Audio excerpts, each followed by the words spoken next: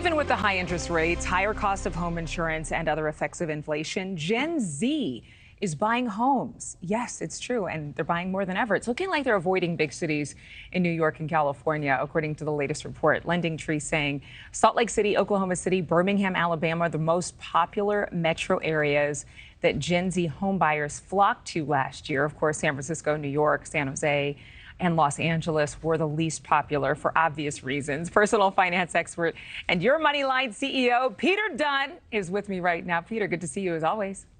Good morning. Good morning. Is it surprising to you that the youngest adults among us are making up nearly 15% of new home buyers? That's according to Lending Tree. Where are they getting all that money from? I've been asking myself the same thing. Part of it has to be the lack of student loan payment obligation over the last 37 months. I have to think so. Now, I know we're not talking about this today, but come October, that changes. The other aspect of this, I think it has to do with remote work, Adrienne. I think there's this idea of you go find a nice paying job in a city that has a high cost of living and you say, no, thank you. I'm going to go live in Oklahoma City. And that gap is what's allowing almost 25% of the mortgage applicants in Oklahoma City to be people in this age group. Wow. Wow. I mean, I think about when I was 19, 20, 25, I dreamed of moving to the Big Apple, and I did eventually. But how has the past few years, you mentioned remote work, but there are other factors. How has it changed which parts of the country are desirable to younger buyers? There's a couple elements we're seeing here. Of course, affordability is a big factor, as you mentioned. But just consider some of the mortgage amounts that people are seeking. The average mortgage that people are seeking in Salt Lake City in that age group is $340,000. Now, I'm not an expert on Manhattan real estate, but I can assure you there's not a lot of mortgages to be had for $340,000.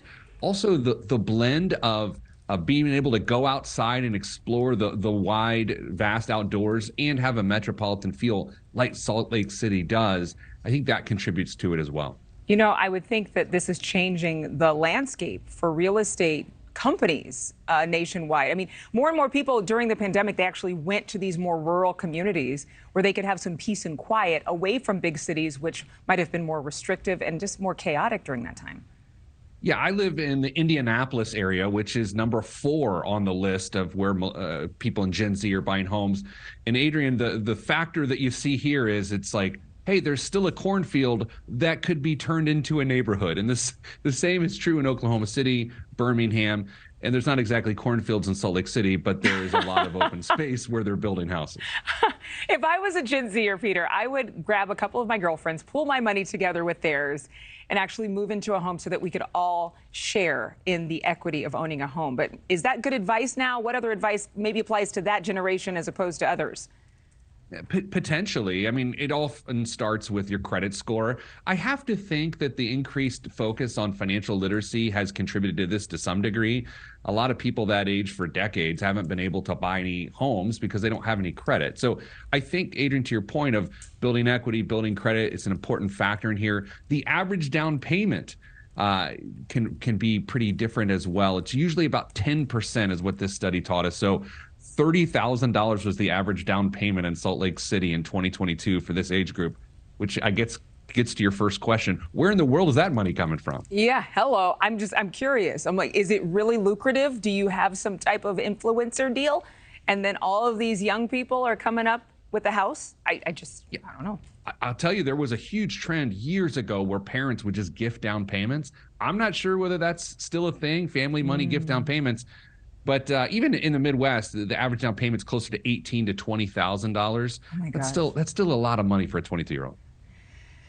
I'm sighing because I know how much the down payment is in California, New York, and places like Chicago. Pete Dunn, that sounds like a dream. Thanks for joining us. Thank you for watching. Go to newsnationnow.com to find NewsNation on your television provider. And don't forget to click the red subscribe button below to get more of NewsNation's fact-driven, unbiased coverage.